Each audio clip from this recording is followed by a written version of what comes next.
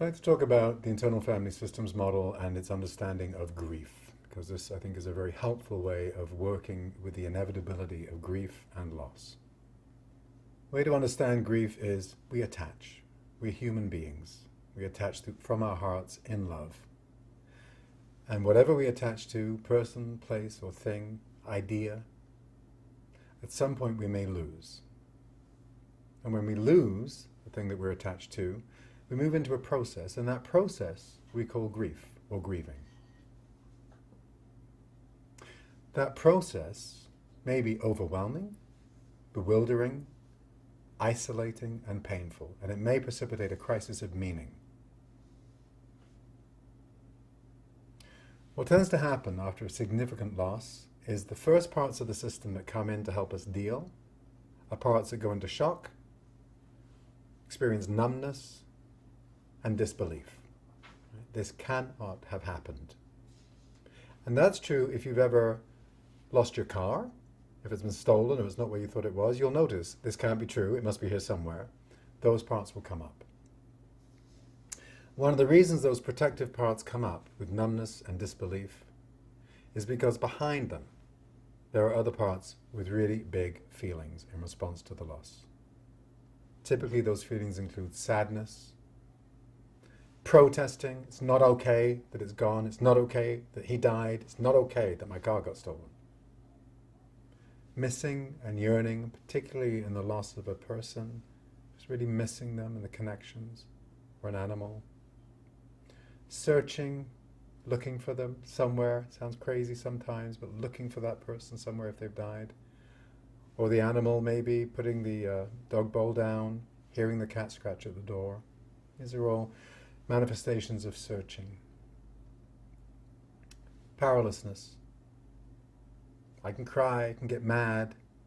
At the end of the day, the loss has occurred and there's nothing I can do about it. And sometimes that realization will lead to despair. These are all parts that are holding these distressing feelings. And they're parts that are being protected from, initially, by the protective system. Sometimes guilt is part of loss too. The more significant the loss, the more profound the disruption in the system. And the responses to that loss may be manager-led, they may be firefighter-driven, they may be erupting exiles with powerful energies and feelings about them, and or you may experience all of the above. The protective system may be thrown into disarray and unable to function normally, and the reality and meaning of the loss moves through the system as a wave over time. And what that means is there'll be an initial recognition of what's lost, and gradually that loss will move through the system as different parts become alert to that loss. Manager parts may respond to that by saying, keep busy. Just keep busy, keep doing stuff, stay numb, avoid triggers. Don't go to the gravesite if it's the loss of a person. Remove the pictures so you're not triggered. Managers may say you just have to be resigned. It's happened, there's nothing you can do. Sometimes the emotional responses will be displaced. Right? So I might be really sad at a movie that I've seen, but I'm not connecting the sad part to the loss that's occurred recently in my life. Another common response to loss is to try and replace. Right? But that replacing is, of course, reinvesting too quickly. Very common with the death of a pet, for example, that a new puppy will be acquired a short time after the beloved dog has died. And that leads to complications because the new puppy is not the beloved dog, and the beloved dog needs to be grieved. And the new puppy may be found to be irritating and frustrating, and there's not an openness to loving it. You can't replace, you need to grieve. Another common response from the protective system is to minimize, cognitively diluting the meaning of the loss. Well, we weren't that close, or it wasn't that big a deal. Right? And another way that the protective system will manifest a response to loss is through somaticizing the loss. Physical distress, migraines, gastrointestinal distress, sleep disturbances. These are common somatic responses to the distress of the loss. Right? And those are all managers. The firefighters may also have increased activity, right? Wanting to distract or provide comfort from these parts that are so distressed. Right? So there may be an increase in, or the adoption of, drinking, drugging behaviors, experiences of rage, or perhaps smaller than that, intense irritation, right? Anger, getting triggered really easily, being fractious, or hours and hours spent mindlessly watching TV, right? Or just eating and eating, or sex binging, perhaps overworking, putting all that energy into work. And there may be new firefighter activity, so it may feel like the person's not known to themselves. They may find suicidal ideation comes up. If somebody's lost their child, they may question, why do I want to continue living? My child has died. And that's a normal firefighter response. Another thing that tends to occur in loss is that the present loss will trigger parts connected to former loss events that may not have been fully attended to. We all have a history of attaching and losing, and sometimes those losses in childhood will come up to be revisited because there are parts still connected to those losses. Protective parts may become entrenched because of the perceived threat from or to the exiles. So if there's a part which is really vulnerable and distressed around the loss, the protectors may just insist that they're going to keep taking the lead in the system. Unburdening parts that are connected to our loss history, those young parts that may be there, will facilitate healing and greater resiliency in terms of subsequent losses. If we know that we can handle the parts that come up and attend to them and appreciate them and acknowledge them in response to the inevitable losses of life, then we develop a kind of self-led skill set around attaching and losing and the inevitability of that. When we have parental loss, no matter what age we are, young parts will come up that miss mum and dad. Some of them 6 years old, maybe younger. And those parts don't comprehend the permanence of death. They may be repeatedly asking why they can't have them back. And that's fine, and it's important to attend to. Each time they ask, we attend to their distress.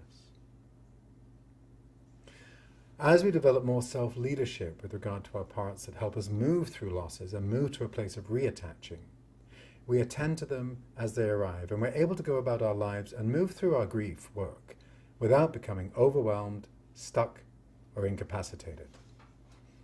When our grieving parts know that we're available for them, and they pop up during our day, it becomes possible to say, I know you're grieving. I'm going to attend to you, but right now we're real busy. How about if I come back to you later tonight when we have some time? When there's enough trust in self-leadership, those grieving parts can pull back a bit, as long as they know they're going to be attended to. And importantly, that contract must be followed through. Otherwise, they will learn they can't trust self. But if they know that they're going to be attended to, they can pull it back. Now, significantly in loss, there are two clusters that get triggered. I focused a lot on the loss cluster because that is what gets most of our attention. But at the same time, there's a restoration cluster of parts dealing with the new complexities of life resulting from the loss, and also helping us to engage in looking towards the future. It is too stressful to spend all the time in grief, and there's a natural oscillation between these two parts. If you like, it's a dance of self-regulation. And these oscillating clusters keep us from psychic numbing on the one hand and emotional flooding on the other. It's okay to look at, well, I guess, my parents have died. Oh, there's a part of me saying, I'm going to have some money, right? And it wants to talk about what we're going to do with that money. That is natural and normal and makes sense. Not all of your parts are going to be in the distress of the grief. And understanding that can be helpful. It can be helpful when there's a part coming in saying, you're a terrible person, you're thinking about money. No, that's a natural way to respond as the two clusters oscillate around the loss and around moving forward. So that's how the process typically looks of attaching and losing. Sometimes that process becomes more complicated. And in complicated grief, we have a similar process going on, but what tends to complicate the grief is the loss is sudden and unexpected. Maybe traumatic, suicide, homicide, or mutilation. It's an example of traumatic grief. There may be extreme or prolonged suffering or distress, which is going to result in a grieving response which is more traumatized. When losses occur out of order, for example, as in the death of a child, it's more likely to result in a more complex grief reaction. And disenfranchised grief, grief that is not socially supported, tends to become more complicated. For example, If a mother's son is killed and he's been on death row and he's a rapist, is she going to be supported in her grief? If someone's grieving a miscarriage, if someone's grieving an animal, are they going to be socially supported? Or are there people that are going to minimize and trivialize those losses? And that may result in a shaming manager internally. You shouldn't be grieving this. What's wrong with you? It was just a dog. Right? So the disenfranchised grief brings a level of complexity to grief work as well. There may be an ambivalent relationship to who's been lost, right? For example, an abusive parent or partner. And there'll be different parts that need to be attended to. Maybe some parts are glad they've gone. Maybe some parts finally feel safe, as well as the parts that miss. Maybe some parts grieve the parent I didn't have, or the parent I should have had, and could finally be heard.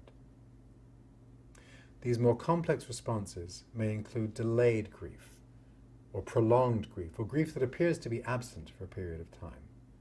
Those are all common in complex grief.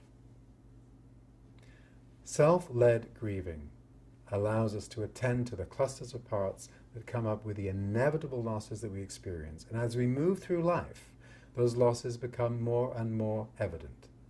Midlife is often a time when we reflect on what didn't happen. What were the hopes and dreams of our life that we lost?